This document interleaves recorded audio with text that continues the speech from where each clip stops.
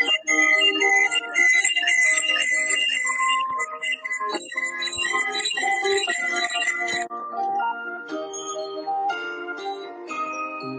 get it almost every night.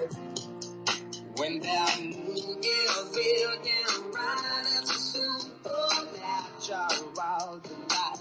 Everybody's dancing in the moonlight.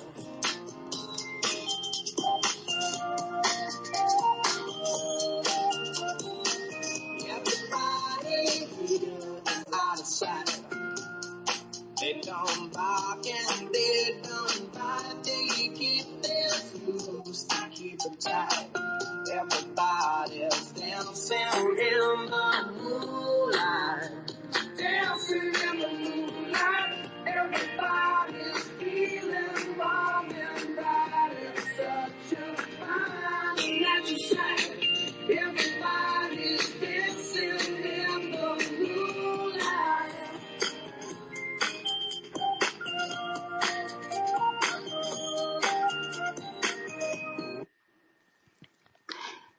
Hey everyone.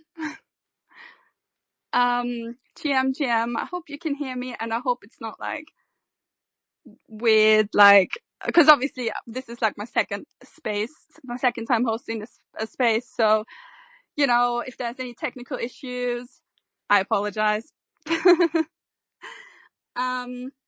yeah, hi everyone. Thanks for joining us, and hello to Erin, and also hello to Zero. Thank you for joining us as well. Oh my gosh, Zero's on the space? I'm Yes, starstruck. I mean, I hope she is. She was just now. Oh no, she's gone. Just as I said that. Yeah, I don't know where she went. But I hope you're well. How you doing? I'm good. How are you? I'm great, thanks. Just a little bit nervous, you know, just because I'm not used to talking in spaces.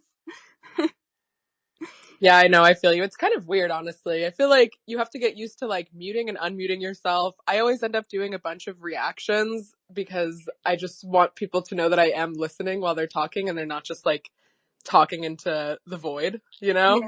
Yeah. What was your first space that you did? Oh, just like literally just the normal, well, I mean, like the Tablet Wizards, I actually just hopped on that, like, you know, ages ago, but like my actual first space that I hosted was literally on Sunday, for our project, because it was actually to celebrate 1,000 followers on Twitter, but then by the time we did it, we already had 2,000 followers. So that was pretty cool. Nice. Parabolic. Love it. Yeah, and we were just like, you know, just hanging out, and I was getting used to the interface.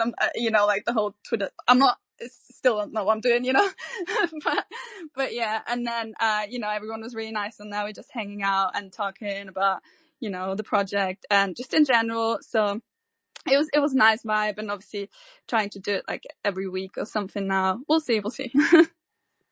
Yeah, no, I love that. I'm curious. Can you tell me about the project? Because I've seen like my honorary, but I don't know actually all the details of like the whole collection and what you're doing. And also, I really want to know the mechanics of the full moon stuff.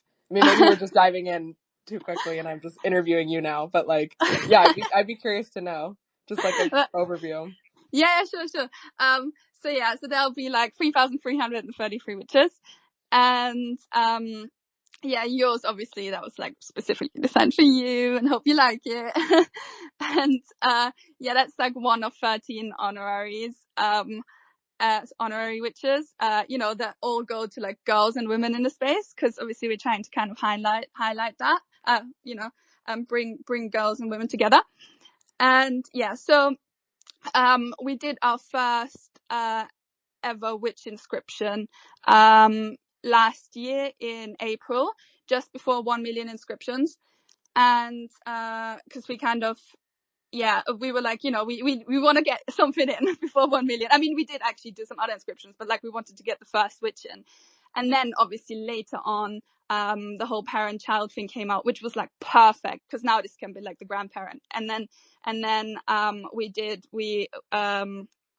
our rune, which is It's a Full Moon, and that one is actually on our parent witch now. And then from now on, we're going to do like the whole collection. And so yeah, I mean, also, so our whole, basically the moon is our utility, right? So it's all about the moon. I because obviously the moon and crypto, they're kind of tied, when you just say we're going to the moon and all of that stuff. So it kind of really worked. And obviously witches, they're mythical creatures, and then I guess creatures.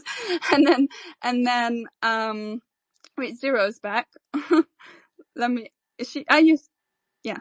Hi, Zero. Hi. I just always have trouble on spaces, but I'm good. I'm here. Hi guys. Hi, welcome. How are you? Hi, Zero. Hey, it's nice to be up here with you guys and Erin. Love Erin. She's my favorite witch. That's cute. That's like, oh, Every actually, I can. time every time we're like together, I'm like, Erin, talk to me about anything my natal chart. She knows, she's like, we'll have time. Yeah, Oh I yeah, definitely. my phone is like the highest alpha astrology of all the ordinals people. Like you name an ordinals person, I have their chart on my phone and I can go compare their Yeah, charts, I can look at their upcoming transits. It's crazy the it's type of so information I have on funny. there. It's funny because she's like, "Oh yeah, I have so and so. I have their natal chart on my phone." I need to ask Erin. I need to ask you to tell me about my natal chart as well, because I've never actually had that done. It would be quite interesting. Then again, on the other hand, I'm a little bit scared to hear about it. Do you know, I assume you know your sun sign. Do you know do you know your sun, moon, and rising? Or do you You just know? see, I don't actually. The You only got thing to that find out your moon sign at least with all the moon related stuff, yeah, you know? I know. I know, yeah. I've been meaning to do that as well, yeah. What's your sun sign?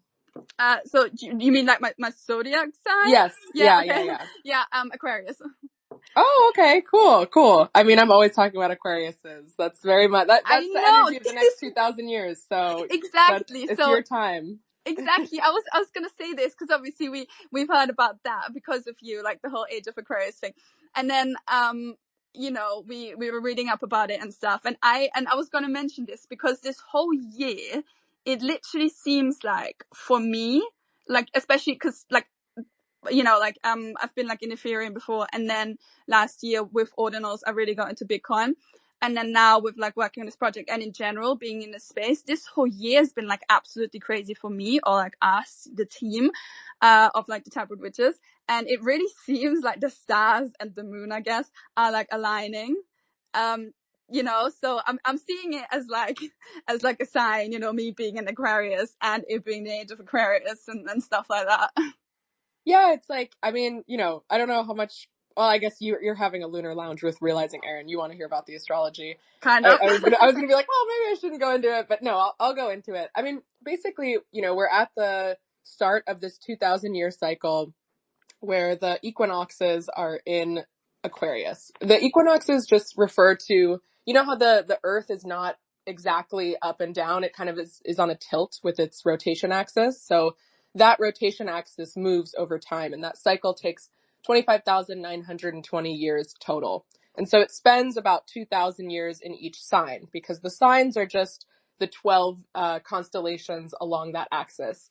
It's very hard to explain over just words. If you see a graphic, it makes it a little easier. I personally find it very difficult to like wrap my mind around like the Earth is here, the stars are here, the planets are here, and orienting all of those things in space. I think it's like a 3D model spatial intelligence thing that's not always easy to understand. But the basic idea is this is like the longest cycle in astrology. We have cycles that, we have a cycle that's a year long. That's the sun, right? And that's why you can say, oh, my zodiac sign or my sun sign is this, because you know where the sun was on the day that you were born. And that's why that's an easy one to do. But then, yeah, we have cycles that are as long as 25, almost 26,000 years. And that's the precession of the equinoxes, which determines the astrological age. So we're right now just in the beginning of the age of Aquarius. and there's kind of a transition period. Like we're seeing the end of the new or the end of the old and the beginning of the new. And so the end of the old is the age of Pisces. The age of Pisces started with the birth of Jesus Christ, and it's now ending, and we're going into the age of Aquarius. And so the challenge for Aquarius is really that, like, we're at the beginning of this thing that still has not even begun to take its final shape yet. Like we're not going to be in the age of Aquarius in its fullest form probably in our lifetimes, unless something drastically changes and all of a sudden humans start living for 300 or 400 years. But we're really just at the beginning. And so it's kind of like we're planting the seeds, and we're kind of like bringing in the first new energy into this. And so I feel like the challenge for Aquarius is specifically is like that it's very self-focused. And so they have to really be on their best versions of themselves, and they have to push themselves and challenge themselves and trust themselves. And that's not always an easy thing to do. So yeah, I mean, I think it's great that you're bringing all this like fun lunar energy into the space, because definitely Ordinals has a lot of Aquarius energy to it. I noticed that Ordinal stuff always correlates to like Aquarius new moons or like big Aquarius conjunctions. So I think you're in the right place. Zero knows. I've done her chart so many times. Like Zero has crazy Aquarius energy as well. So I when I first like talked to Zero, I was like, oh my God, girl, you're exactly where you need to be. Yeah, So Aaron. yeah. Oh my God, Zero, your chart aligns so much with Bitcoin. I was like, oh, it must be destiny. This is where I'm supposed to be. It's just really fun, like having a different perspective in like Bitcoin, like astrology and Bitcoin. It's just like a different topic you don't really see from like maxis or like I call the older Bitcoin, because I think Ordinal set like a new precedent for what Bitcoin can be socially, and I think astrology is one of the things Aaron brought into Ordinals. Yeah, I was gonna say, the other day I listened to the Ordinal show, like the episode where one of the episodes where Aaron were you on, and then where you said, and I thought that was really funny because it's quite relatable. I mean, I said this in my first space as well, about how when there's like an event and you like like a Bitcoin event, and then all the guys there have like their wives and their girlfriends there, and they're just not interested, and then once you like bring up astrology, they're like interested in like how it links with like Bitcoin. And I thought it was really funny. And this is like kind of like also what we're kind of like one of the reasons why we're kind of like trying to bring the moon in, because kind of like everyone knows that like there's like something special going on when there's like a full moon. The moon does kind of like affect us, and like even my grandparents, they're like, oh yeah, we need to cut our grass then and then because of the moon is like there and there. So like everyone kind of knows about that. So yeah, but I thought that was really funny when you said that, because it's really relatable, because obviously I'm not like quite like a tech person. It took me a while to get into Bitcoin or just the crypto space in general, like my friend who I'm working with on Taboo Witches, he was just like, well, like he had to like explain it to me a lot, and he had to really just like force me into it. But now I'm here and I love it, so it's great. Yeah, I mean, I think, well, like astrology is actually what got me into Bitcoin in the first place. So I think it helped that I had that context, because I was never like a techie person before this. I was in like math and science. I actually was an astronomer before I was an astrologer, and then kind of did those two things at the same time and lived a bit of a double life. But so I had, I think, like a little bit of that like logic, systems oriented brain to kind of be able to understand Bitcoin from an incentives perspective. But I was never a like cypherpunk, shadowy supercoder type of vibe. And yeah, it was actually like I've told this story a couple times, but it was a conjunction in Aquarius that was really important at the end of 2020. It was December 17th, 2020. That like it was a first degree of Aquarius, Saturn and Jupiter meeting up there. It was very much like astrologers were, if you can imagine, like the three wise men, like following the stars, looking for the birth of Jesus. Like it was that kind of moment for astrologers where we were like, oh my God, this is this important moment. Like, what could this mean? What could be happening? And You know, it was the end of 2020 too. So 2020 was like such a year of clearing out. There was so much that was kind of laid bare and destroyed after 2020.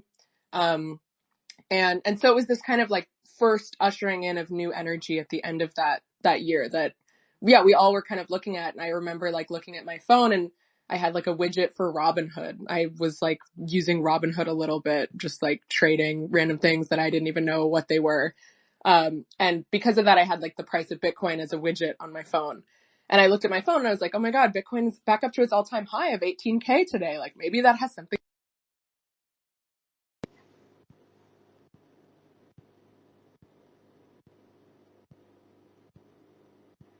Am I the only person who's got technical issues?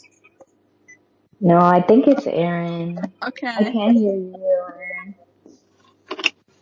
Erin? Aaron turned into a robot.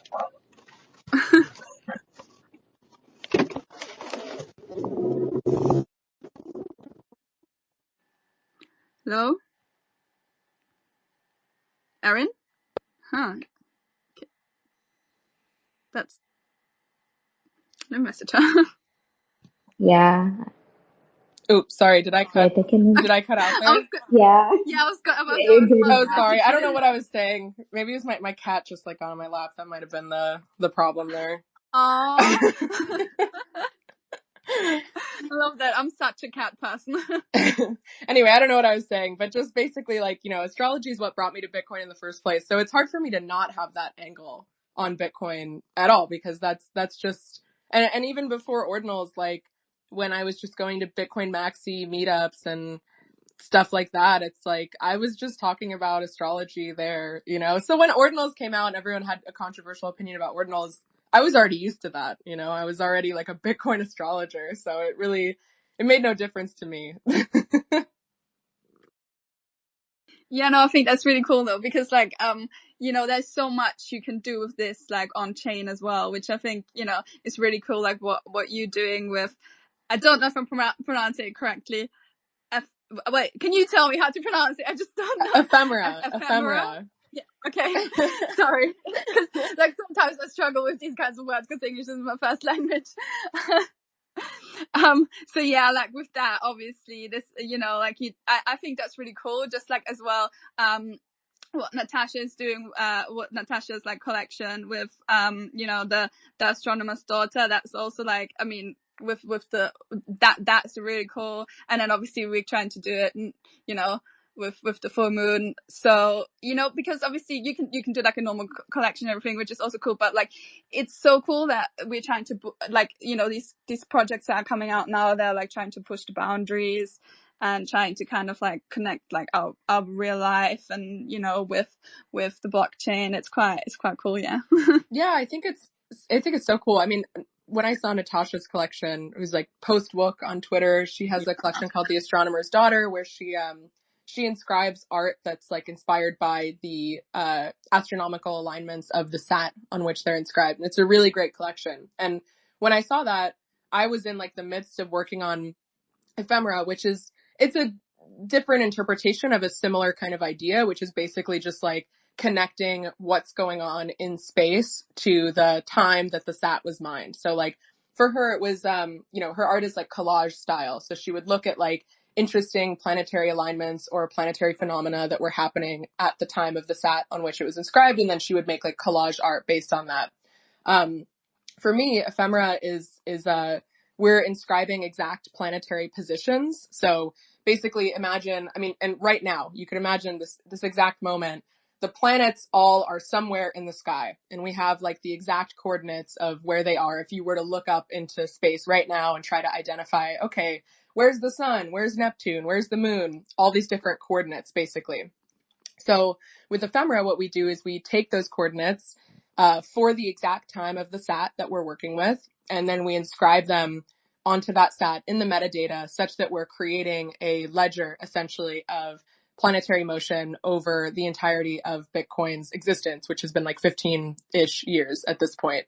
And so that was like the base idea. So when I saw that Natasha was also working on like a similar idea, it was actually really validating to me because I was like, oh, okay, like if someone else is is noticing these things. Like, I think like ideas are floating in the ether, and then we all get access to those ideas in different ways. And, you know, part of like the goal of an artist or a creator or someone who wants to make something new is just to like put in the work to have that idea be manifest. But like the idea itself is kind of just like floating around in consciousness space. And so I think it's great whenever like you have an idea and someone else has a similar shade of that idea. It's like validating that you're tapping into something that's like real, you know?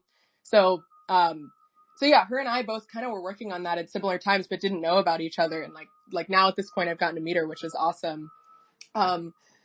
But yeah, I think like the way that I like to think about Bitcoin is that like Bitcoin is this, it's kind of like the perfect primary source document for future archaeologists or aliens or whatever to understand our civilization. So, you know, there's lots of advanced civilizations that have risen and fallen in the past. That's kind of just seems to be the way of the world, right? Like you have the Roman Empire, the Egyptians, whatever, you know, they have their time of dominance and then they eventually fall.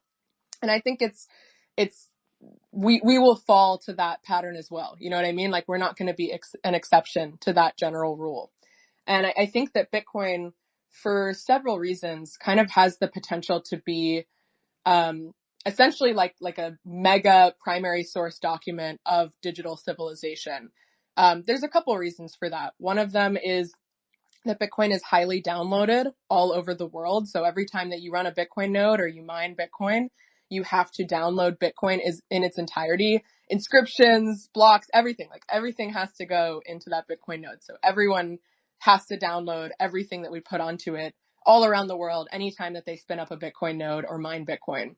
And because of that, it's also self-replicating, where like, you know, it almost functions like a virus or something that's alive because it wants to self-replicate, which isn't the case necessarily for most digital things. Like if you go on Twitter or on Instagram or on Facebook, like they have their servers running somewhere and you're just accessing their server. You're not like downloading those things onto your computer when you use it.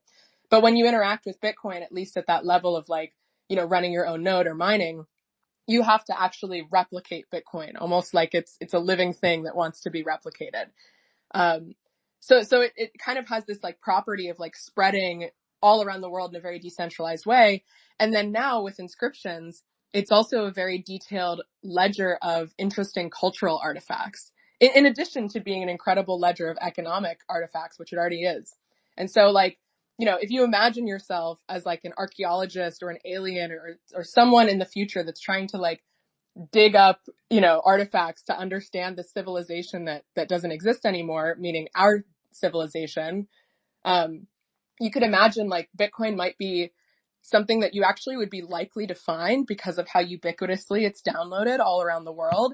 And it's like extremely extensive and has so much information, including a lot of timestamps on it. You know, it's literally just like a linear ledger of transactions, cultural artifacts, things that people say.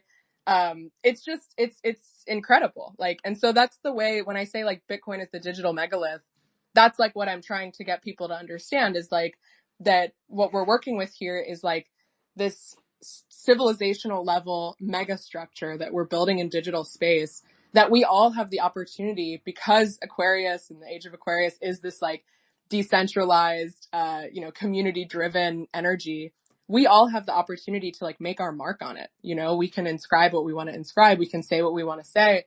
And I feel like we're just at the beginning of this, you know, like it's just crazy to think about it that way. So like part of the goal with Ephemera, the reason why I wanted to inscribe all these planetary positions is just so that we had a tether between, astronomical time and Bitcoin time. So that if you were this, you know, imagined future archaeologist, that you could look at it and you could say, oh, okay, like I understand the time in which this thing existed because I can trace back planetary orbits, which is like the original decentralized way of understanding what time it is. So that was like the whole kind of philosophical underpinning of the project. And I think like even thinking about, you know, having inscriptions that are responsive to moon cycles, like that cycle is something that in theory, you know, if you're on planet Earth, you know what a 28-day cycle is because that's like one of the most important cycles to natural processes. It's the moon cycle. And so like seeing something that's responding to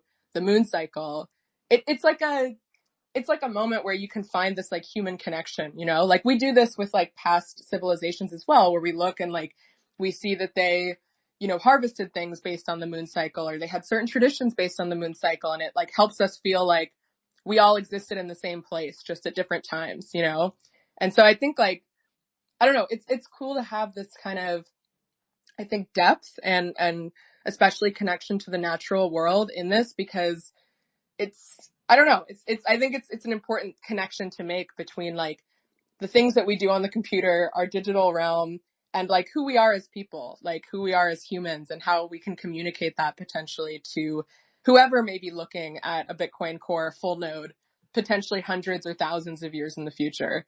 So that's my shtick. I mean, I just kind of went off there, but that's like my main thesis of what I think is going on here, and the way that I think people should be thinking about the things that they inscribe.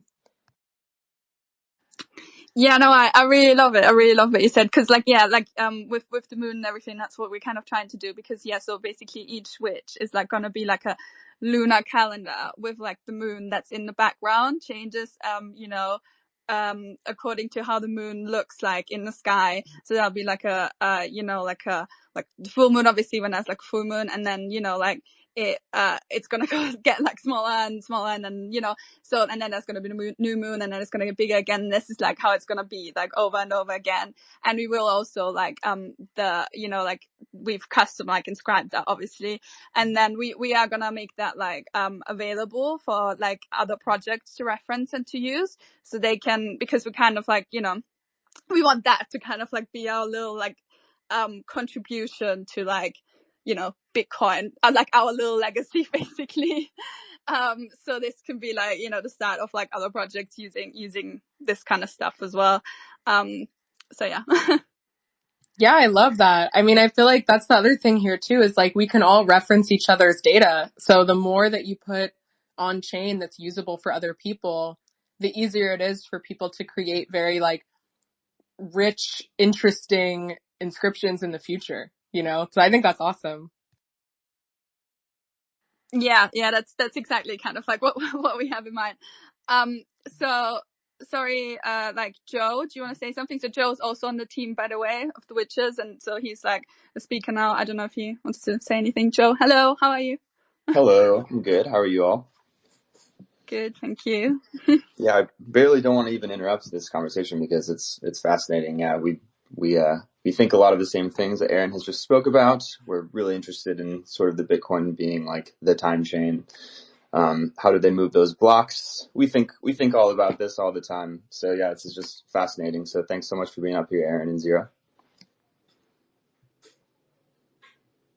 Yes, exactly. How did they move those blocks? That's like the best way to try to explain that connection. You know, it's like, yeah, I mean, we don't know how the pyramids were built. Like, we will look back on Bitcoin and be like, oh my God, why did they expend all this energy? Like, what were they trying to do with this? Just so that they could put all these, you know, frog pictures on here? Like, do they worship this frog? Is this frog their god? You know, like, these are the mysteries that that they'll wonder about when they're trying to understand Bitcoin.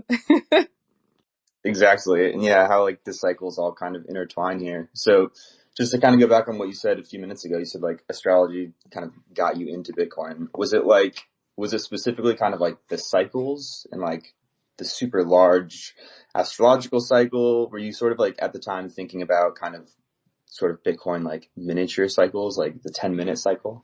Is that kind of what got you into it in the first place? So I was looking at, essentially I was trying to find harbingers of the age of Aquarius. Like I knew that there was this like big energy coming in. I knew that it had to do with decentralization and community. And actually like just to kind of talk about that for a little bit, because I think that's an important aspect here when I say like, oh, astrologers, they understand Bitcoin or they know that this is the future. Like the reason for that is because Aquarius, literally the tarot card representation of Aquarius is the star tarot card. And the reason why that is because, so Leo and Aquarius are sister signs. They're opposite signs. And so they deal with the same element, which is ego and like individuality and personhood. but they deal with it in very different ways. So Leo deals with personhood. Leo's the sun. Aquarius is the star. Those are like the two tarot card associations. Leo deals with this by being like, well, I'm the center of the solar system. Like everyone's dancing around me. I'm shining light out onto everyone else. And like, it's all about me. I'm a Leo, by the way. So like, I'm very familiar with this energy. It's very much like about the self and figuring out ego for the self. And then that's the way that you can best support others. But if you think about it, like with Leo being the sun, Aquarius being the star, a star is also a sun, but it has the perspective of being in a network of a million, billion, trillion other suns. And it knows that it's not the center of the universe in the way that like a Leo doesn't necessarily know it's not the center of the universe. Like try telling a Leo that and they'll disagree with you. Aquarius has this really interesting style of individuality and ego where it's very important for the Aquarius to be able to have domain over its own, star system or solar system, whatever you want to call it. It still wants that independence. It doesn't want to have to bend to other people's wishes. It wants to see itself thrive in the way that it knows it needs to thrive. But it really has this understanding of the individuality and autonomy of other individuals.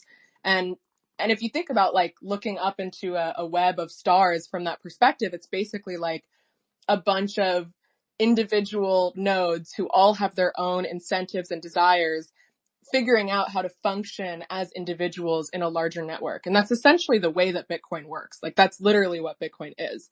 And so when I first learned about Bitcoin, even just from that level, like let alone the interesting cycles and kind of the fun, more philosophical lore about like how Bitcoin transforms value and greed and, can kind of transform our society. Even just learning that structural understanding of what Bitcoin was, I was like, oh, this is an Aquarius technology. And then what's cool about Bitcoin is because you have these exact block times, you can do, I call it sat-astrology. You can do like astrology of Bitcoin things, or even just Bitcoin itself because you have these exact block times that you can look at the planetary positions from. So like I have Bitcoin's natal chart on my phone. That was one of the first things I looked at also, because Bitcoin started January 3rd, 2009 with that first block.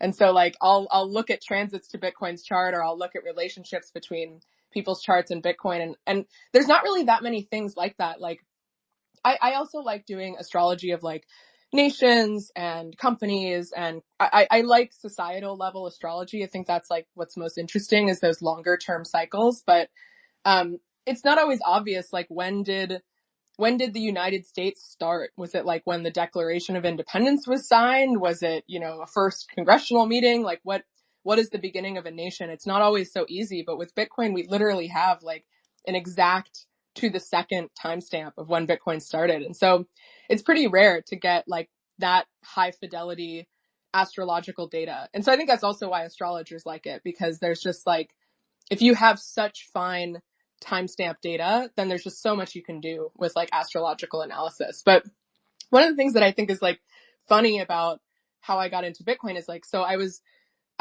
into Bitcoin, just like lonely in my room, like for a year, basically. I didn't have any friends that were into it. And, that was like all of 2021. And then end of 2021 into 2022, I made a New Year's resolution that I was going to like go make a Bitcoin friend. Like I was like, okay, I'm going to go to a Bitcoin meetup and I'm going to make a Bitcoin friend. And I went to my first Bitcoin meetup, which was a Bay Area Bitcoin meetup, January 2022. And the first person that I talked to was Casey. And we just hit it off, and he had actually just started working on ordinals then. And we just like became really fast friends.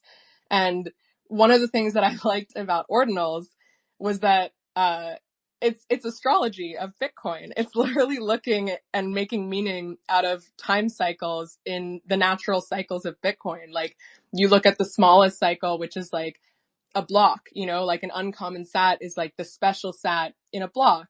And then you can look at the difficulty adjustment. You can look at the halving, and like you basically are piecing together all of these time cycles and creating meaning, at least the rarity system, right? Like you're creating meaning out of time cycles that are natural to Bitcoin. And so I like would always joke with him when he was working on it. I was like, you're doing Bitcoin astrology. Like you are literally coming up with your own system of astrology that's unique to Bitcoin. And like, it really is like, and then that was like something that Maxis said a lot when ordinals first launched. They were like, oh, this is basically astrology. And I was like, yes, it is. Like I fully claimed that.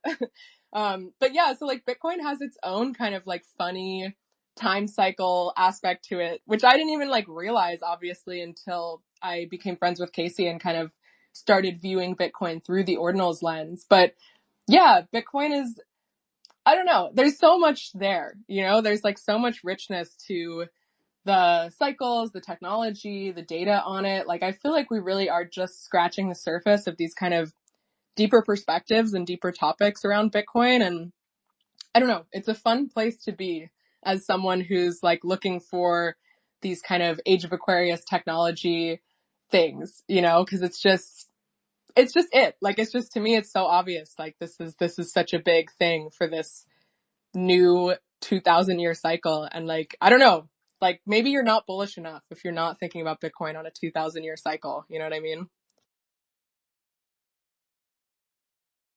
Yeah, no question. So that's super interesting. So it's like Casey sort of like helped us like find patterns in this chain that we all knew and loved before.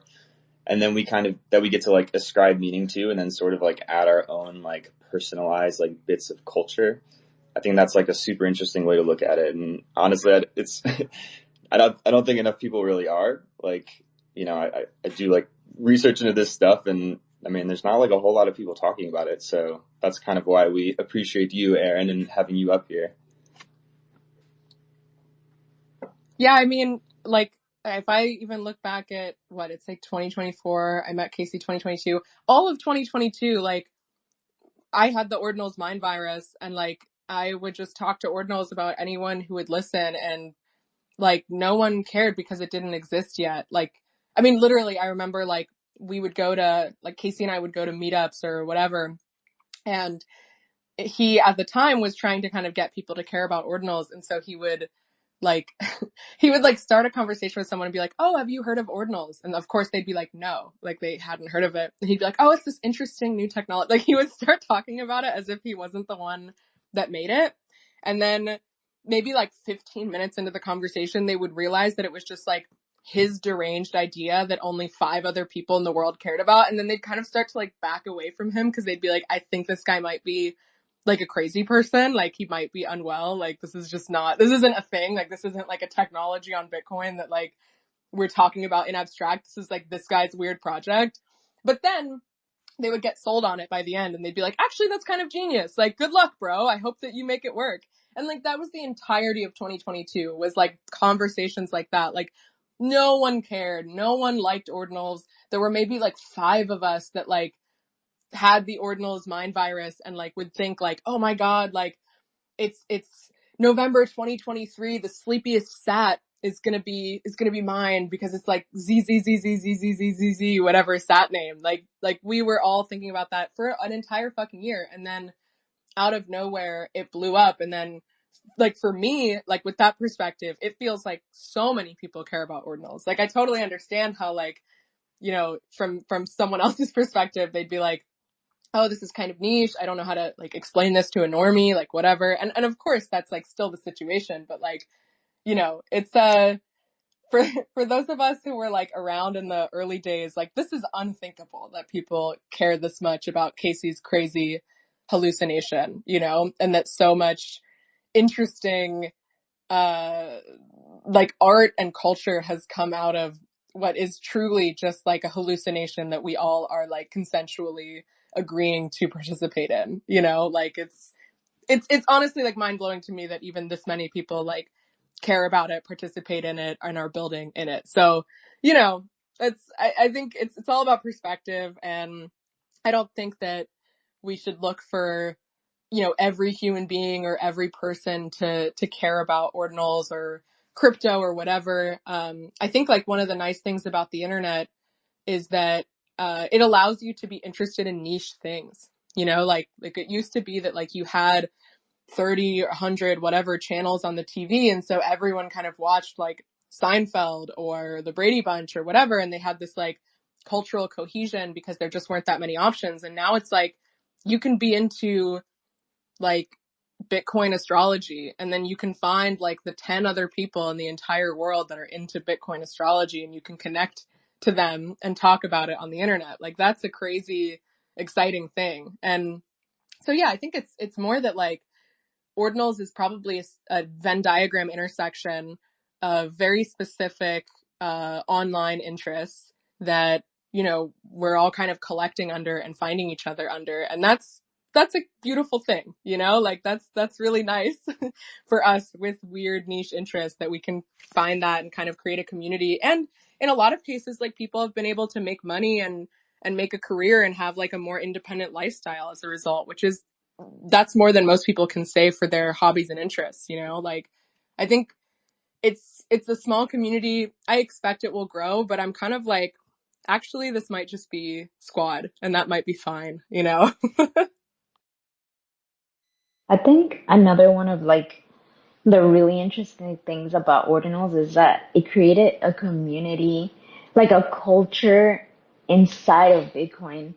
Like if you take a look at when Ordinals began, it was like people were trying to see what Ordinals was going to be like. What are people interested in? And then it was like we got like the payday culture again in Bitcoin. And then we have like the sat culture. And then you have communities creating inside within Ordinals. So I think that's something that maybe you and Casey never expected to happen, was like you guys created this whole new being um, of thoughts and culture, which is also like creating like a small society, which is something I think about a lot. And it's very interesting, um, like Ordinal's culture and its development. Yeah, I mean, I think it's great that like there's even Gen Z people in Bitcoin now. Like that's a major improvement to Bitcoin culture. Like before Ordinals, it would be like me drinking a beer at a bar with like a 45-year-old man who has 3 kids, and like and the thing that we have in common is that we love Bitcoin, and like we can have a long conversation about that. But like it's really cool to see some of the young fresh energy that I think went into like crypto, like the kind of crypto ecosphere in general, come back to Bitcoin. Like that to me is really exciting and interesting. And like obviously like I come from the Bitcoin maxi perspective for a weird reason, right? Like just because I'm like, well, the stars aligned for Bitcoin, and that doesn't really hold true for the rest of crypto. Like I have like a weird reason for being a Bitcoin maxi, but I am a Bitcoin maxi nonetheless. And so like I'm just happy to see Bitcoin be able to absorb some of that culture and youth that crypto had. That like, yeah, it kind of created new low-hanging fruit for people to interact with Bitcoin and to build on Bitcoin and create things on Bitcoin. Like it used to be before Ordinals, it used to be that if you were interested in like playing around with things, like doing any sort of coding or creating, you couldn't really do it on Bitcoin. Like it was hard. Bitcoin is very slow. It's extremely inflexible. And I think like Ordinals essentially created all these new, easier opportunities for people to create useful tools for Ordinals people, for example, or even just like doing non-standard transactions. Like that's something that like people had to wrap their mind around. But if you're making non-standard transactions, which all Ordinals transactions are non-standard Bitcoin transactions, like that's pretty advanced Bitcoin usage and Bitcoin knowledge. And so like, yeah, I think the nice thing about Ordinals is that it just made it more exciting and possible to dip your toes into working with Bitcoin again.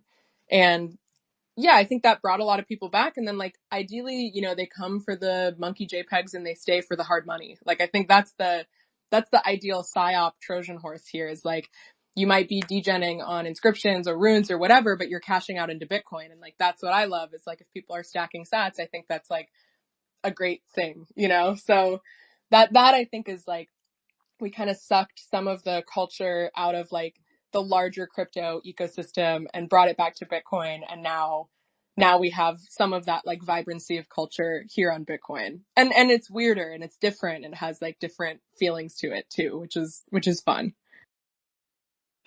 Yeah, no, I like 100% agree with that, because obviously coming from like a, you know, like artist perspective. Obviously, I don't, I'm not that much of the like the like programming or whatever sort of person, techie sort of person. So that's what drew me in. Obviously, that now you can do art on Bitcoin, and Bitcoin being like the overarching like chain and everything. And then obviously now I'm just like in Bitcoin in general, because obviously when I was in Nashville for the Bitcoin conference, I was like they had like the kids like the summer camp there, for like where you could like leave your kids when you're at the conference. And I was helping out there a little bit, and it was like crazy to see all of these kids. They were like at the age of like, well, from like 6 to 12, I think it was.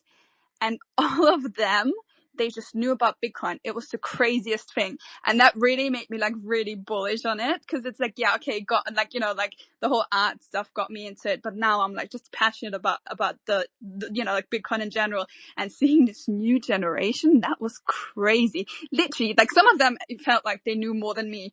And that was like, that was like a questionnaire or whatever. And they were like asking the kids, and they just like replied. They were like, how many people on the earth are like using Bitcoin at the moment? They're like 1% or something like that, and that kind of stuff. Like I was just like, yeah, okay, I have faith in this new generation. You know what I mean? That was really cool. So, and then obviously Ordinals makes it like more accessible to people like me who are not necessarily that good with understanding the tech. So it is really cool that so many new people are coming in. And then obviously like I'm like all of my like friends from like school and uni and whatever, they are not into crypto or into Bitcoin. They still just think it's just like a scam, all of it. So then talking to them, I've been telling them about like our project, and they actually get excited about it. And now they're all like, yeah, I want a witch. I don't know how it works, but like, like help me set up a wallet and that kind of stuff. Like for my friends who literally, I would have never guessed that they'd be interested in it just because of that. So it is quite cool. Yeah, I mean, I think it makes sense, right? It's like people are attached to images and something that makes them feel like a part of something or makes them feel something at all than they are to like, do you know what happened in 1971 when Richard Nixon took us off the gold standard? It's like there's only some people that are going to respond to that style of like economics, like Bitcoin maxi, like hard money narrative. I feel like a lot of people respond to culture and art and especially I think like the feeling like you're a part of something, like I think a lot of like the like, I want a witch, it's like they want a witch because there's like many witches and they want to see which one they get and they like identify with it, it's like that kind of identity cultural piece is also really important to people. And especially as like kind of more of our identity and cultural markers that establish community or unity or identity in the real world are starting to kind of fall apart, like people don't know where they stand anymore, I think. And so like, yeah, it's just like filling that like cultural identity piece a little bit more, I think is a big part of it. Yeah, definitely. Yeah, no, I really like what you have to say about this whole thing, because like we agree on like so many things. So just quickly, Ghost has been like like up here on stage for like ages, and we've just been rambling on and on. So hi, welcome, Ghost. Hey, what's up? Yeah, I've been listening to what Erin has been saying. So I just, take my jotter and pen. I've been jotting down because she's spilling a lot of alpha. It looks like she's in love with Ordinals, like the way she speaks. I'm not gonna lie, but yeah.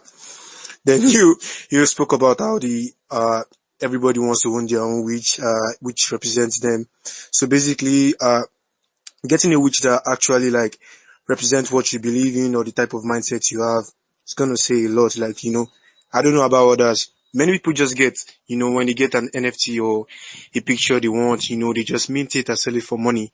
I personally, love to print out that NFT, hang them in my room and, just like stay with it just to make sure, yeah, it looks cool. Yeah, I own this, something like that. Yeah. So that's it.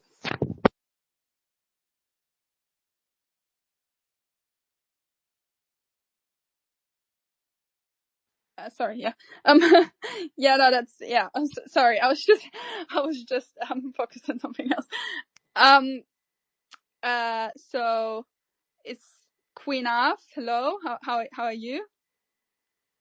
Hi, hello. I'm doing pretty well. I've just been listening to the whole space and it's really interesting to hear Erin and how much it goes like the astrology and Bitcoin. I would have thought to look at Bitcoin's birthday. That's like hilariously fascinating to me. Like I love as someone who loves like I'm a creative artist, but I also have like 10 spreadsheets for all my trades. Like I'm a creative and analytical person and I like astrology with Bitcoin like on the blockchain. That is super cool to me. So partly that's why I love this project so much. But also, Teresa, I'm so glad you're reaching out to people, and I don't know, I feel like this could be the beginning of a nice community where men and women feel like they can be there, but just it's Taproot Witches. I just feel like, similar to Les Pupettes, like there's a draw there for more women that are already in the space. And I like that because I know everyone says like, oh, we got to onboard more women, but there's also lots of women here already. And I feel like cultivating community for them is going to make the first thing even easier. So kudos to you. I'm so happy. Thanks for inviting me up here. Oh, that's so sweet. Thank you. I'm glad you like the project. Yeah, I'm really excited about it. Obviously, you know that. And, yeah, no, this is like, I was, Hills, I was talking to her and she was also like while we're in Nashville, and she was like, yeah, it's actually surprising how many girls there actually are. That like at the conference or like in general. Well, then obviously, like being online and like everyone having their like ordinals profile pictures. Sometimes you just don't know, do you, if they're like girls or like females or males. Like sometimes there's this one person that I've been like following for ages, and I was like 100% convinced it was a woman. Turns out it's a man, and I'm just like, yeah, well, why am I assuming it's just because the profile picture has like colors in it that like I was thinking would be like suitable for like a woman. I don't know. So it is quite yeah something else. But yeah, no, I love it. Obviously the witches, they're trying to, we are like welcoming everyone, men and women. So it's not limited to women obviously, but it's like, witches and stuff. So also, Erin, I wanted to ask you what this is like completely unrelated, but well, I mean, I was thinking about this, because obviously, so Erin has to jump off soon, so I just want to quickly say something. You were saying with like the sleepiest sats, I think that is sad. That is so cute. And like how you call it like the sleepiest sat. I wanted to ask you what you think of like Block 9 sats. Just quickly, because we are actually gonna do the whole collection on Block 9 450X sets. So yeah, that's actually something that we haven't told anyone yet. So that's like a little announcement. Surprise. So yeah, let me know what you think about that, because it's actually like, if you think about like when like the full moon starts, because obviously there's only like one point really when the moon is actually like a full moon, but like what you told us about that it actually lasts like like 2.5 days actually, like the whole full moon like like part of the cycle, lunar cycle basically. And Block 9, like those sets were actually mined on like at the start of a full moon, so even more so, that's why it's really cool that we're using those to inscribe the witches on. Oh my gosh, that's so cool. I didn't even know that about Block 9 sats. I love that. Yeah, because I actually haven't looked at the astrology of like the Block 9 sats. That's really interesting. One of the things that I think is really cool about like sat hunting for older sats is like there's this interesting like rarity relationship between older sats being difficult to get because they're older, and like at that time like Block 9, for example, all of the blocks before Block 9 were just like never moved by Satoshi, because it was like only Satoshi doing anything. And then for quite a long time, it was like Satoshi plus a handful of other people that were mining Bitcoin and using Bitcoin. And so like the older sats have this weird thing where on the one hand, they can be difficult to find, or they can be, kind of rare because there wasn't as much like mass circulation as there is now, where it's like, a miner mines a block now and like it gets circulated pretty quickly. Like you could get a sat from a specific block now, depending on the block, like decently easily. But the interesting thing is like the block reward used to be a lot bigger. So there's way more older sats, but they're like harder to find because they're in less circulation. So there's like this weird relationship between like older sats, like block 9 had like a 50 Bitcoin block reward or something like that, right? Where now it's like a 3.125 block reward. So like 50 Bitcoin worth of sats were made in block 9, but they were only in circulation in this very specific weird pathway. So like, I think there's a really interesting relationship there. Like, I think it's actually like, so block 9 was January 9th, 2009. And I think it's either January 10th or January 12th, like the day or 3 days after that. One of them, like you can't even get sats from that day because those sats never left Satoshi's wallet either. So like, it's kind of weird. It's like block 9 you can get sats from, but then even like a day or a couple days later, you can't get any sats from them because Satoshi like didn't move those. So it's kind of like this weird thing. And then one of them, like it's January 12th or 10th, one of them only has one block on that day. So they exist and they're in circulation, but it's like only one block. So there's like, I feel like there's all this weird stuff around like early sats that's interesting. And yeah, I had no idea that was like right around a full moon. That's perfect. Then you have to use it, Yeah, exactly. That's what I'm saying. Well, like, it just seems like everything is aligning. You know what I mean? for us to like do this collection, and that's why like we like announced it on like the blue the full blue supermoon, and then the next full moon when we are launching is also like a supermoon, and the one after that. So it just seems like it's meant to be. And I think, was it the Aquarius full moon, the supermoon that you announced it? Perfect. Exactly. There you go. It's perfect. Exactly. It's just very strange, something magical is going on here. Absolutely. So when is the next supermoon that you're like, are you inscribing then? What's the plan?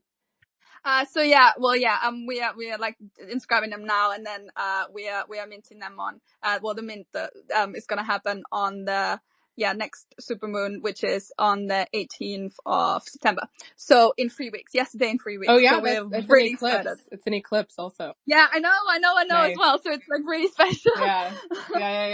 Yeah, we have Inscribing Singapore is that day, and I somehow always manage to schedule events on eclipses. I don't try to do it, but it does happen every time. And like, yeah, so it'll be an interesting, so I was kind of paying attention to that eclipse for that reason as well. Eclipses are fun because they're a lot of chaotic energy. Like you can get unexpected results from eclipses. Like, that's why people are always afraid of them. They're like, oh no, that must be bad. But it's like, no, it can be like chaotically good, like it can be chaotically positive. So I hope so. Yeah. Yeah, unfortunately I do have to like hop off. I have another thing at 9:30, but I just wanted to add actually just to Queen Arf's point from before about like there's a surprising number of women in the space. Yes, that is absolutely the case. There are more women than you realize or than you would expect maybe in a niche that's usually male dominated. And not only that, but like they are without fail, like the most based people that I know in this ecosystem are all women. Like Zero is a great example. I see Witters is in the audience. Witters is like truly one of the most based people alive. Jen from Ord House, another great example. Lolo's also in the audience. Like there's so many really, really cool, interesting women with interesting stories. And like, yeah, it just takes like certain things bringing us together so that we actually meet, because it is obviously still kind of like a male dominated space. And so we don't always get to like meet each other, but like the women that I have had the luck and like the fortune of meeting have just been like truly some of the coolest people that I've ever met. So yeah, very bullish on women in the space. It's just like, we don't need to bring them in. Like we're already here, and like the more that we just like allow for that part of the culture to have its moments, whether that's like Bitcoin astrology or doing collections that are more targeted towards women, like I just feel like it gives us opportunities to actually like show what we're good at and what strengths we have, and like not in like a weird cringy like onboarding women to Web3 way, but just like a genuine like expressing the strengths that we have, you know? Like, so yeah, just congrats Teresa, congrats Queen Arf, congrats Zero, like for just like being women in the space that are creating stuff. It's cool to see. And yeah, I just appreciate like having opportunities to like go on spaces like this and talk about the shit that I actually care about, which is like deranged Bitcoin astrology. Well, thank you so much for, for joining us, today. It's really great talking to you, and it was, really interesting to hear how you like got into it and everything. So yeah, I love that. Thank you so much, and, have like a great rest of the day. Thank you. You guys too. I'll talk to you guys soon, and good luck with the mint. Thank you. Love Bye. you, Erin. Bye. Yeah, so Teresa, I actually have some questions. Like, what actually inspired you to like, Taproot Witches? Well, obviously we were inspired by the Wizards. They said, when did they start? When they inscribed the first one, I think it was like in February, wasn't it? At the beginning of February. So we kind of, I've always been like, into like magic and stuff. I love Harry Potter, absolutely obsessed. I've read the books like a million times. So when the whole Taproot Wizards kind of like started, being on Twitter and doing their quests, it was like that was kind of like why I got interested in ordinals. And then we were just thinking of, like how, like what kind of like project to do, because obviously I'm like an illustrator in general, so we knew, we had to do something. And then it was kind of like just obvious, to do Taproot Witches, to make, like cute little art, like cute little witches.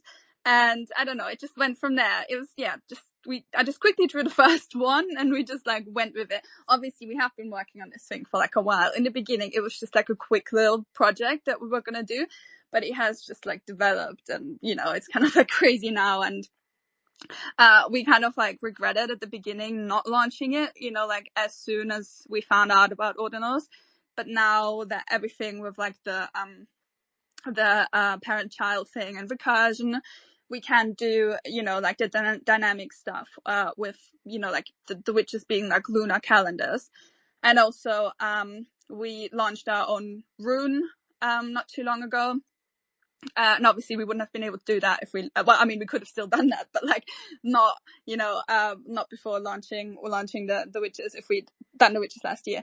So it kind of like, I don't know, it just kind of like developed. So yeah, sorry, I was just rambling for ages now, wasn't I?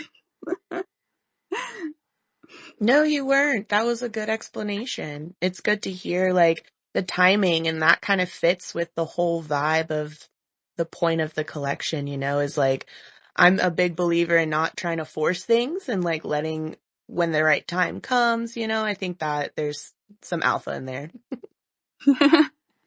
Yeah. Well, I don't know. It just, like I said before, it just kind of like, it evolved, and it kind of just like, it's just meant to be now. Cause we were like, working on like the inscription side of things and making like the moon, like stuff work, the moon stuff. You can really tell that I'm not a technical person, can't you? Yeah, like I think, I'm oh, sorry, go ahead, Zia. no, you go ahead. I was just gonna ask Teresa about more of like the creative side, like the traits, because I know like that, I feel like that's got to be a really fun thing for you, and how you thought of different traits for the witches, if you've got like a favorite coming out that you're excited about. So yeah, obviously I really enjoy, I really like just like how the witches look and everything. We've been, there's been like so many traits that we're probably not going to use, and that kind of stuff, just like experimenting around with it all. We've got some crazy patterns, making the witches look like as crazy as possible. And then just like some like, just like, calm witches as well. And then we've also been like thinking like with like, how they have like wands in their hands. It was like, are we just gonna do wands? Are we gonna do crazy wands? Oh my god, like this another reason why it's been taking so long. because we wanted, because like the collection isn't like, you know, crazy big, isn't like a 10K collection. It's only 3,333. So we want like to make sure that all the traits and everything is just like perfect, and we are really happy with them. And so that like, you know, like even when you go on Magic Eden and when you see like the ones that are selling, which are like on the floor, that even those are like really like popping and people are loving them. So, you know, we've like gotten rid of loads of traits. I do honestly, I gotta say, you know, let's just call it the ice cream mouth from like the giveaway that we did the other day. That honestly is one of my favorite traits. I just have to say that because I just think it's like hilarious. Yes, I totally agree. That trait is in my collection too. Like, I hope it's in every collection ever. Funny. I know, right? And then also, this is also so random, but I'm quite like an emotional person, and like I just get emotional or like the weirdest stuff, you know, just like watching loads of, you know, just like movies and just everything really. It just like hits me. So then I would like try to not cry, for example, because I literally, when I was in, this is like a joke, and like you know, like Joe would agree with me. So when we were in Nashville, when I had to say goodbye to like Joe and like some like other people who I met then, I was like almost crying because I didn't want to leave because I had such a good time there. And so, you know, it's like, so that's what I'm trying to say. I'm like really emotional. So then like I'm trying to not cry, and it really is like sometimes in the movies where there's like one tear rolling down my cheek.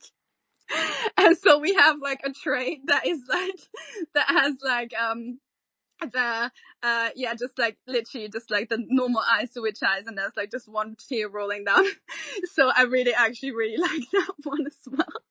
I love that. I'm emotional too. And I wasn't up here when we were all talking about like our signs, but I'm a Cancer sun sign. And so that's like the moon and like emotion, blah, blah, blah. So I cry all the time. And even when I'm not sad, like if I get angry or any emotion, it's kind of annoying actually, especially like in jobs, you know, like at work, like if I get in trouble or something and I'm like, don't freaking cry. Oh my God. Like I'm not even sad. I'm just whatever. So I feel you. I love that. I want the crying trait. I hope I get it. Yeah, no, I know, I exactly, like, I completely agree with you. I'm like exactly the same. When you're angry and then you just like get emotional, and it's just like, but I'm not even meant to cry. Like what? Like I don't even mean to cry. Like why am I doing this? And you just have tears in your eyes, and it's just like, it really is so annoying. But yeah, no, that's one of my favorite traits. And there's just like other ones. I just really liked, like from the hats, we got a few different hats. I really like the one that is like bent because I think it looks like really adorable. But yeah, no, there's like a few things I'm looking forward to. And we also got some special ones as well. Well, obviously we got the honoraries, but then we just got some like one of ones that are like neon, and yeah, so it's quite yeah, it's quite exciting. You know, we are sharing like a little bit of that, but I don't want to give away too much because I feel like I've already given away so much. Every time I'm on one of these spaces, I just don't, you know, I just can't stop talking. So so, you know, I need to like stop myself so I just don't give away everything.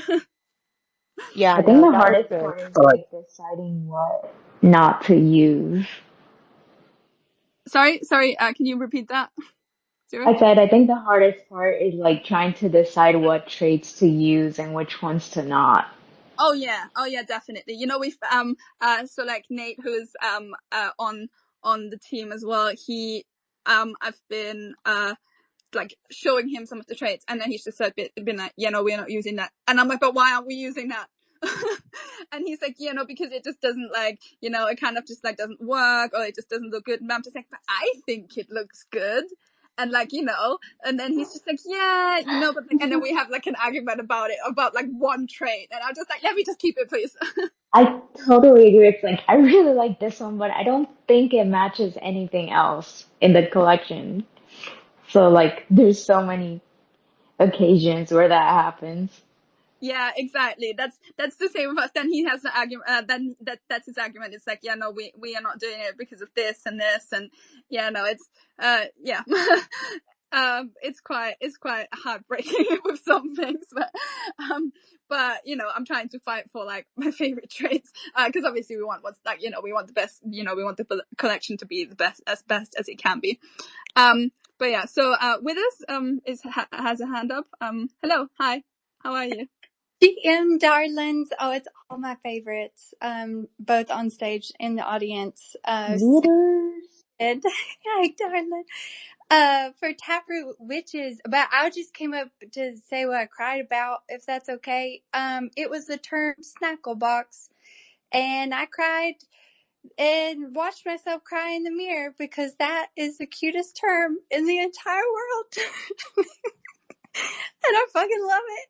It's a tackle box for snacks. Like who could get, like, if you're not teary-eyed right now at just the cuteness, like, I don't know. I like snacks, man. That's so sorry. That's just so adorable. But I do like that. I think that one is really cute. Yeah. No, I actually, I'm probably gonna, like, I'm gonna go to, like, I'm traveling to America soon, and I want to like make one for like the flight.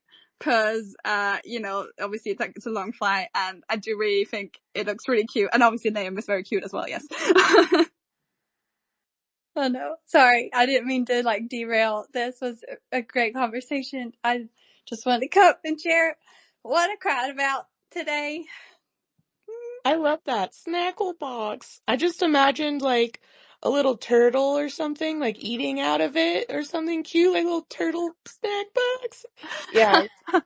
That's so cute, because like also turtles are my favorite animals, so that you said that is really that just, you know, works really well. I feel like turtles are the animals that no matter what they do, it's just really cute. That is so true. They're just like, oh, I love them. But yeah, with us, is there anything else you wanted to say, or literally just that? Nope, just that. You're goated. Absolutely love the children's book that you did for the Wizards. And I just can't wait for the witches. And yeah, snackle box. Y'all have a good day. That's the word of the day, isn't it? Well, yeah, and yeah, I mean, thank you. I'm really excited about the witches. So yeah. So then who else do we have up as the speaker? Just, you know, just, yeah, just go ahead. Sorry, Alpha something. I don't know how what the rest of your name is, so just go ahead and talk. Hello. Hi, it's all good. Hello, good Good morning. morning. Good morning, everyone. Queen, everyone, Witters, everyone up here. How you doing, Teresa? Yeah, this is actually kind of interesting how the combination of astrology with Bitcoin. When I was listening to Aaron, I was like, wow, okay, this is kind of interesting. So the question I had it's nothing technical. Actually, it was just about the lunar cycle itself. So what is the connection with the witches? Because you said something a little bit about how you're connecting the code to the lunar cycle. So, like, what did you mean by that? So, when you look at the witches, like in the background, there's like, I don't know, that's not, we haven't really, shared too much of it yet, regarding the art, but there's like in the upper left corner, that's where like, the moon, like, is gonna appear. And so like every month, you know how like the moon changes, obviously at first it's like a new moon. You can't Right. really see it. So then there's like no moon there. And then the way it like progresses, you know, it, you know, at first it's like a crescent and going on like that. The moon is then going to appear and it's going to change like every few days, you know, like related to how it actually looks in the sky. And then it's going to be like a full moon and then it's going to go back. And yeah, so like it's in stages. We obviously can't like every day. It's not going to change every day. So it's going to change like I'm not 100% sure, every 2.5, 3 days or something like that, how it is progressing in the sky. If you understand, did I explain that well? I don't know. Yeah, and actually, yeah, I could tell by you know the shakiness of your voice, you're like nervous, right? Because you're not used to being in spaces. But just to let you know, you're doing great, right? You know, and you got nothing to worry about. If anyone comes into your space and is a douchebag, just call him out for being a douchebag. You know what I mean? Just like Queen knows. Just ask Queen, and she'll set him straight. I'll be Um, like your bouncer of the space. I'll check on that. yeah, Thanks. exactly. But no, that's pretty cool. So basically, it's like a moving ordinal, essentially, like an animated ordinal every few days when the code gets updated. That's actually pretty cool. And actually, for the people who look at charts, the moon cycles itself does, there is quite a correlation there. Yeah. Sorry. So essentially, like, actually, I'm gonna use, cause I am gonna get one of these Taproot Witches, if not multiples. So actually, that'd be kind of cool, cause then when I'm looking at my chart, I could actually just go look at the witch and be like, oh, is it the new moon? Yeah. Is it the full moon? What cycle are we in? And I'm like, oh, it's the new moon. Oh, we're about to pump. Or if it's the full moon, oh, we're about to dump. You know what I mean? Like, it's like a visual, thing for me. So I thought that's pretty cool. I don't think, as far as I Yo, know, I don't know of any other, ordinals doing Exactly. that. Is it? That's sorry. Sorry.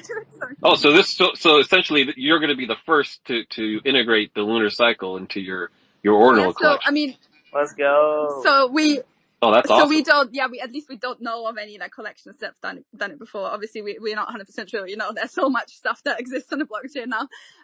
But yeah, I mean, we've at least not heard of any other collection who's doing it, which is doing it. And yes, you're correct. So it's basically like a lunar calendar, really. That's what we Right. are like, trying to do. And then also Awesome. there's like a little surprise as well. So like every full moon, then the witches are gonna are gonna become especially magical. So the wands start glowing for 2.5 days, and also like the something like either like the headbands or like something else. So it's like, and then obviously they go back to like their normal state, because obviously the full moon is like an especially like powerful magical time in a month. So So, yeah. so I would almost like use that as like part of your marketing, cause like you could literally say you're the first of its kind to do that, right? So I would actually use that. And also, and just to let you know, I am, Nookie. I am with Love all you the guys. Nookies out there. And, yeah. So, uh, if anyone doesn't know, like the Nookies are supporting, the witches, and it's the full moon runes, which is also connected to this. So yeah, I was there with Lamoon. I see you down there, Lamoon, and, all Spicy and all the other Nookies, that are supporting this. And, yeah, I'm really looking forward to this. And, yeah, I'm actually pretty excited to know that now that I know that, oh, that's the first of its kind. Yeah, I'm definitely going to be, holding these, to see how this, how it turns out. So, thanks for having me up, Oh, Teresa. well, thank you for, coming on to talk. And, yeah, we're really excited about it as well. It's really nice that, we, to hear that other people are excited about it. And obviously this is just, just the beginning. We have like many other things planned. And obviously like, the moon, especially the full moon being like so important to our collection. Every month we have like something planned on the full moon. And, yeah, like different things. So that's the And at the end of that too, I would probably, I'm pretty sure I could speak for a lot of the Nookies. You're always open to join the Nookie spaces. I mean, we're in there like daily. And a lot of it is we're just chilling out, really, just hanging out with everyone. And, yeah, well, you can always come by. You don't need a, invitation. Just pop in and be like, hey, what's going on? And, yeah. Thank you. I'll definitely do that. I mean, you guys, like all the Nookies that I've talked to so far, you're all just like really nice. So yeah, no, definitely gonna pop by, at some point. Thank you. Zero, what, you've got your hand up? I was just gonna hop off soon, so I just wanted to say that I'm really excited about this collection and what you guys are doing, simply because you guys are doing something that's technically like an innovation in ordinals. Like, I'm really excited when collections try to go beyond like the standard. Like, you guys are doing the moon cycles, which is something super interesting.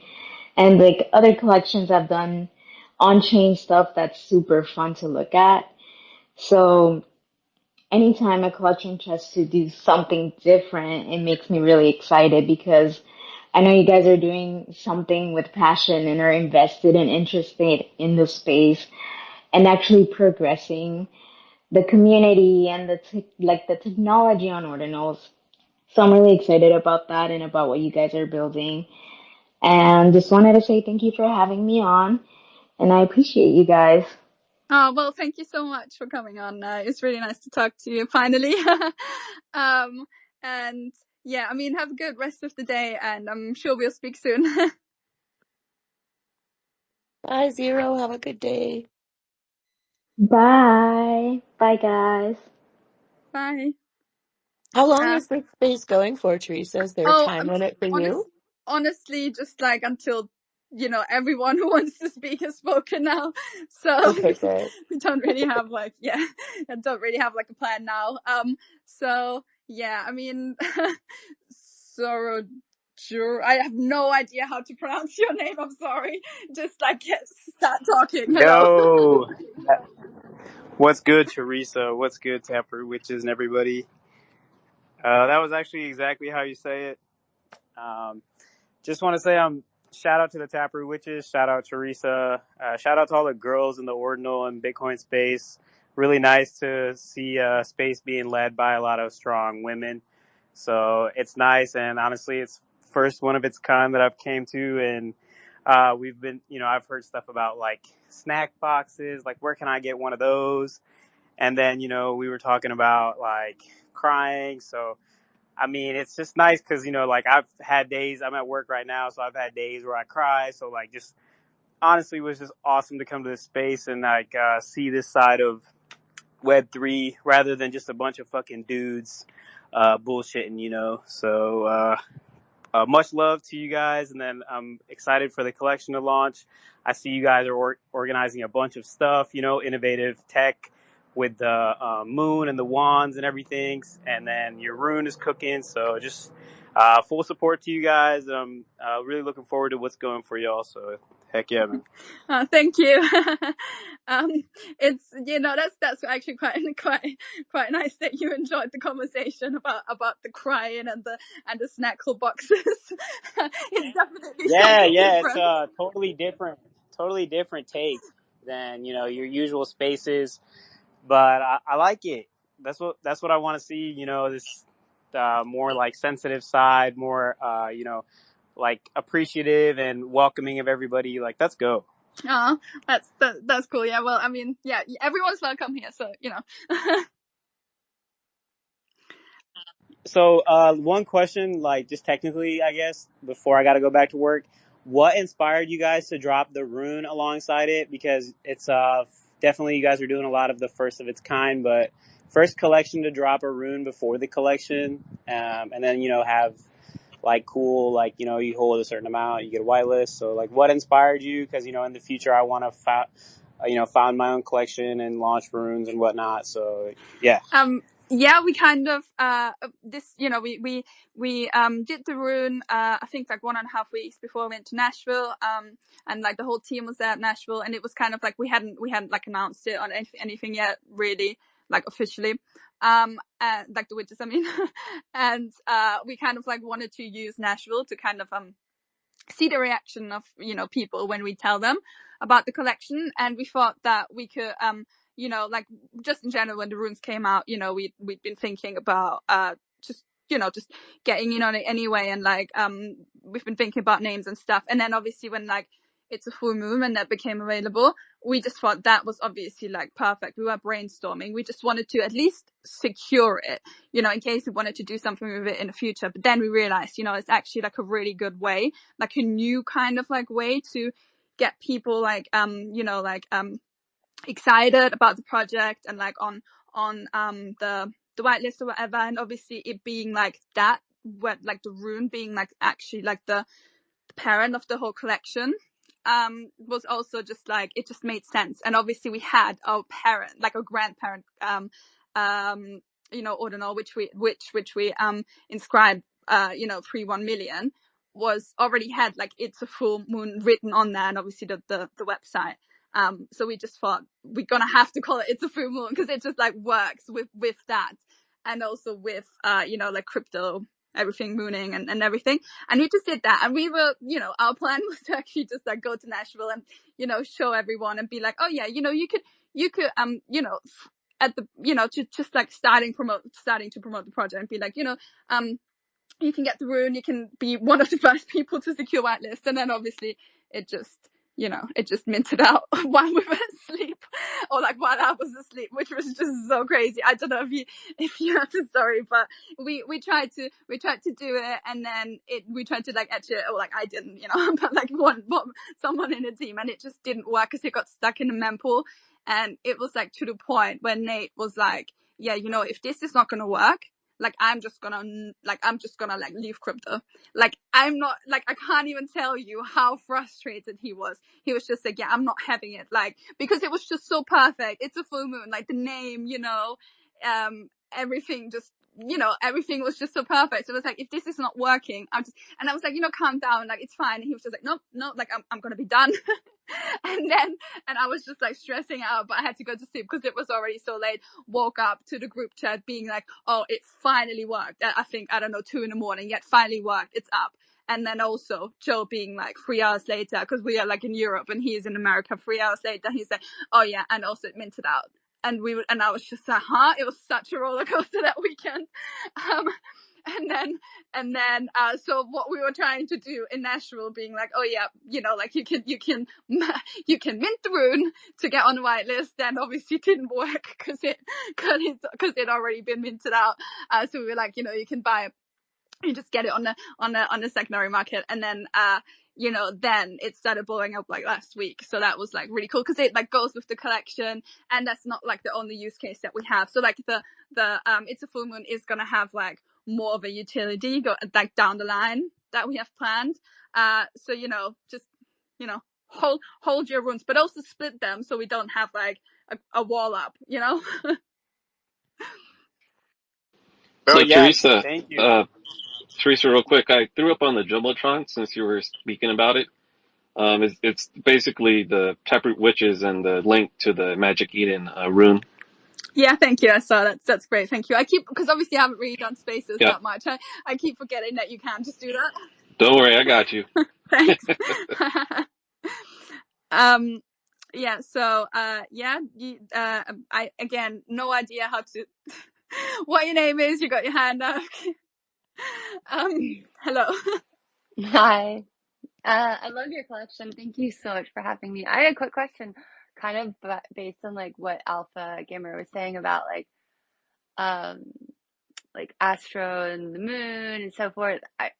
I really love it. I was just wondering, do you think that you're gonna give the witches names, astrological names, or is it just gonna be Taproot Witches? Is my question. You know what? I haven't actually thought about that, but that's a really good idea. I really like that. Yeah. I mean, I think it's so cool how there's like supermoon and like, all the different kinds of like eclipse and so forth, but I don't know. I think it would be just add one more like element. I don't know if you thought about that, but Oh, like giving them like their own zodiac like sign trait maybe or yeah. something. That could be kind of cute. Yeah, I Yeah. mean, the honorary witch, like Erin's honorary witch, it does actually, I don't know, who's like really looked at it or noticed it. We posted it, on Tuesday, I think. And, it's got, her zodiac sign, in the background. Well, the witch itself is kind of like transparent, so you can see the constellations in the background. And one of the constellations is actually her zodiac sign, to make it, like, special to her. So, yeah. That's so That's cool. rad. Yeah, actually, I'll put it up here in the thing. Oh, I'm already on it. Okay, thank you. Appreciate it. I'm a little bit overwhelmed, but yeah. Thanks. Awesome. Okay, cool. Well, thank you. Well, thanks for the idea. Yeah, I just think it's so brilliant what you're creating, and I was like, oh my gosh, it would be so rad if she probably already thought of it. It's just like you probably have so much going on. It's just like, one more thing that you're just like, whoa. Yeah, I mean, yeah, we definitely have so much going on. We didn't realize it. Yeah, the interest was gonna be this. Yeah, there it is. Oh, there's the little witch. That people are gonna be like Cool. disinterested, like you know, like only like after like a week of like announcing it. So, yeah, we've been getting lots of messages. We can't keep up. So yeah, you know, we've got a lot going on, but yeah, everything is really exciting, and yeah, we can't wait for witches to launch. It's, you know, for everyone to see how they actually look like and get their witches. Like, times are amazing. Times are quite magical, I have to say.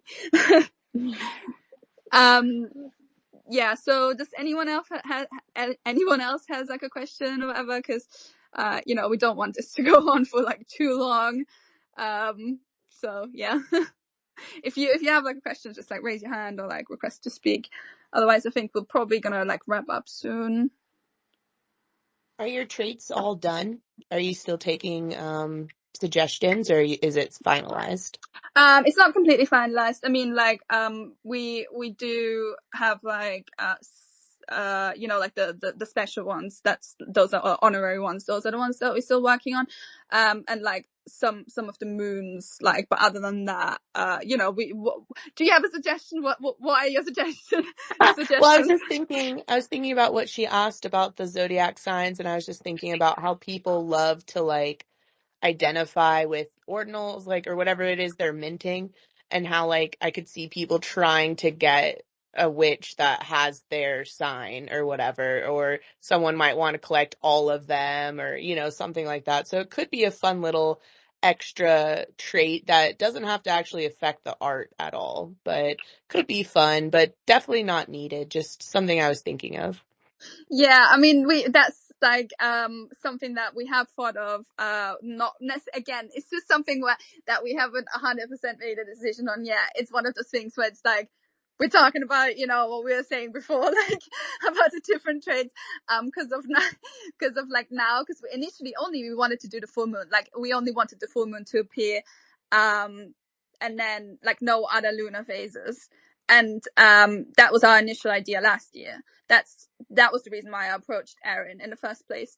And then the idea just like, you know, now we're doing a whole lunar calendar, and we were gonna do like the zodiac signs then where the moon only like appear, like, you know, where the moon normally would be, but only is for the full moon. But then obviously, because now we're doing like the whole lunar cycle, the moon is always going to be there apart from like the new moon. So it's quite hard to like fit it in, the zodiac signs. So like we're still trying to kind of like decide on that. I get that. That makes a lot of sense. It's really easy to get like too many ideas. What is just gets too complicated. So we trust your judgment, and I'm excited. I also recognize you probably have some ideas or some surprises you don't want to give away. So that's going to be fun. Yeah, but then again, you know, since I always talk about everything, there's probably a lot that I shouldn't have said in the past two spaces, but I did. So, you know, it wouldn't be like a good idea if someone actually, I was going to say, if someone kidnapped me, I'd just be spilling like all the beans. But then on the other hand, I'd probably annoy the person who'd kidnapped me, and they probably just want to let me go. So, you know, who knows? Well, let's just hope I'm never going to get kidnapped in the first place. But yeah, I thought someone else. Ghost, did you have your hand up again? I think. I'm not sure. Yeah, adding to what Quinn said, like, basically, you were talking about crazy ones. When the lady talking about, their zodiac sign, the zodiac sign could be on the ones, like, some crazy ones. Yeah, you want your zodiac sign, let it be on the one. You get what I mean? And also, checking some of like the pictures of the taproot witches on Discord, I feel like all the old witches are all happy. I need a witch that's gonna be toxic. Ghostly. You get. Yeah, so if you look at Discord, there's quite a lot that are like built that are done through the Witch Builder, which is like so those aren't like the official some of the traits aren't like the official traits that we are having in the collection and stuff like that. The Witch Builder was actually it was actually built by like someone in the community, and it's really cool. Like I really love it. When he sent it to the Discord, I was like, oh my god, that's amazing. Because it like really encourages people to like build their own witches and stuff. So yeah, some of the traits are not actually going to be in the collection, and then obviously James, the skin colors are gonna be like all consistent.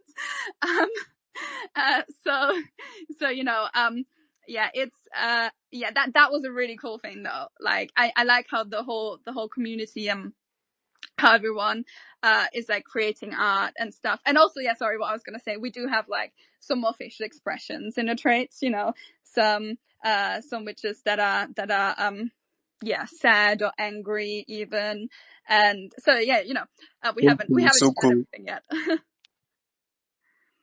Yeah, that's gonna be cool. And I see you are super hyped up about the project.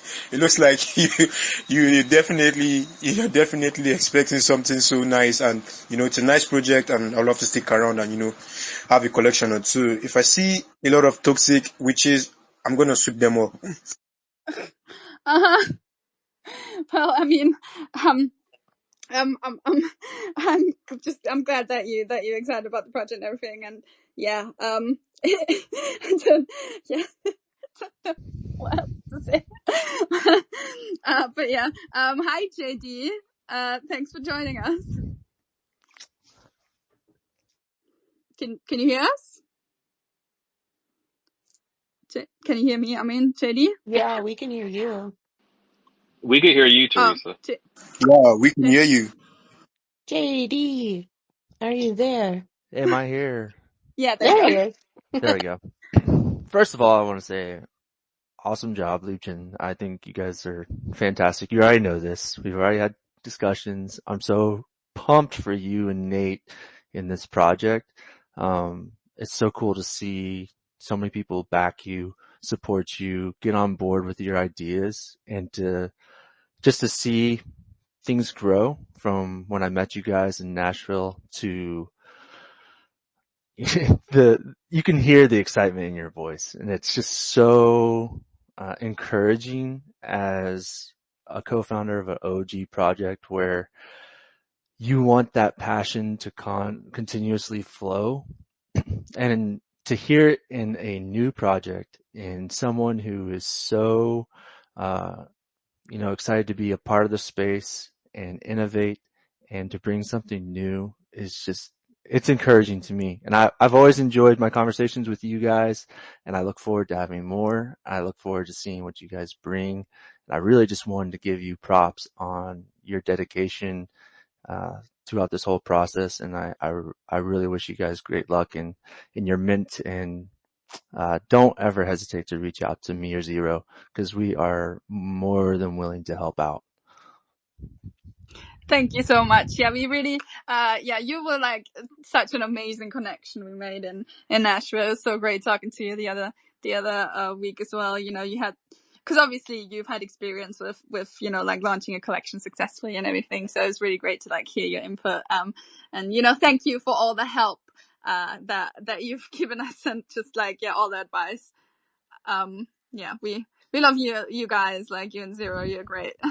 Well, you're doing awesome. I don't remember who said it.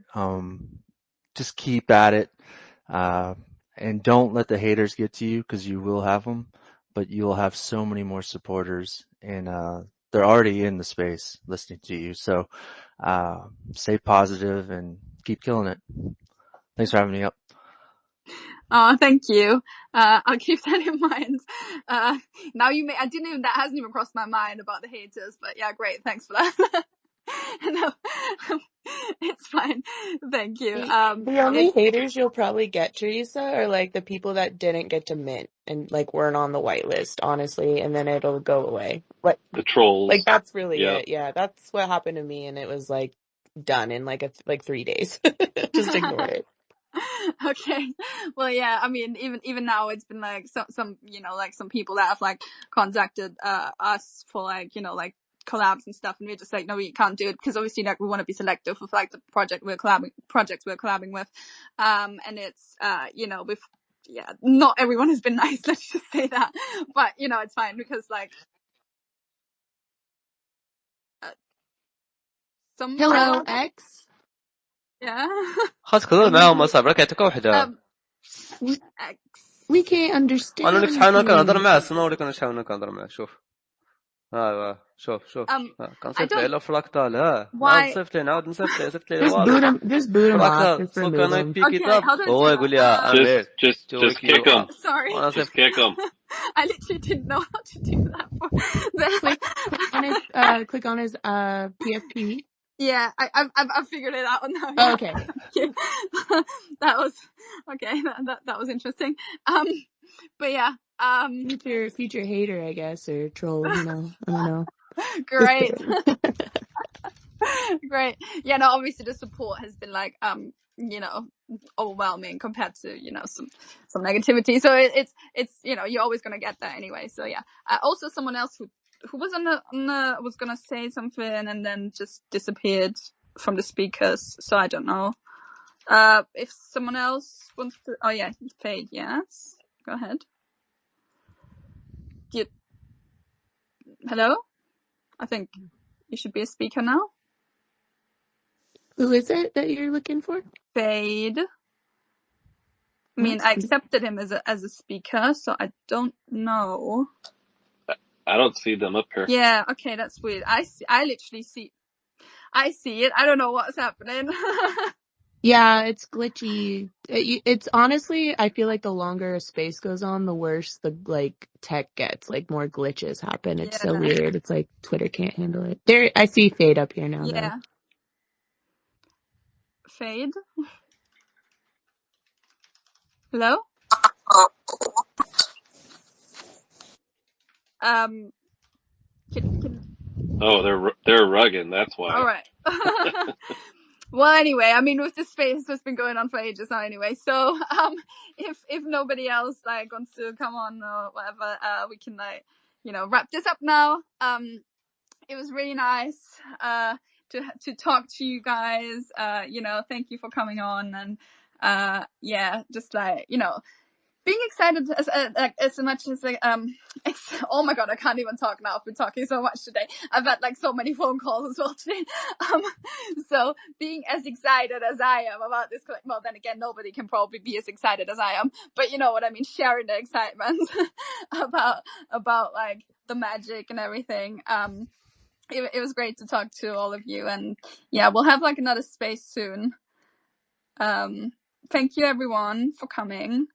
I'll play some like music, you know, for the outro if I can get it up, a little song, and then, well, yeah, thank you. Thank you, Teresa. We Thank you so appreciate much. it. Thank you. Have a good day. Thank you. Bye. You too. Bye.